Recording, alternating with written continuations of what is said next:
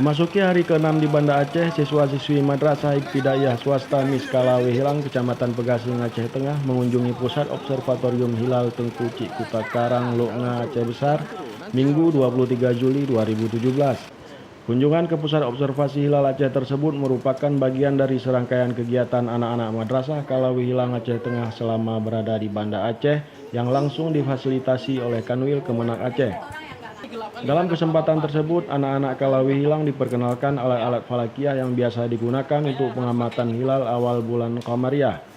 Kepala Bidang Urusan Agama Islam dan Pembinaan Syariah Kantor Wilayah Kementerian Agama Provinsi Aceh, Dr. Andes Haji Hamdan MA bersama tim hadir mendampingi langsung kegiatan anak-anak madrasah pedalaman itu untuk belajar falakiyah di Pusat Observatorium Hilal Tengku Cikuta Karang.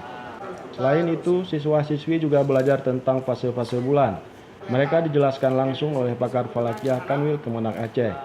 Usai mempraktek langsung alat-alat tersebut, Bidang Urais dan Binsar Kanwil Kementerian Agama Provinsi Aceh menjamu siswa-siswi tersebut dengan menu kuah belangong yang telah dipersiapkan oleh staf bidang tersebut.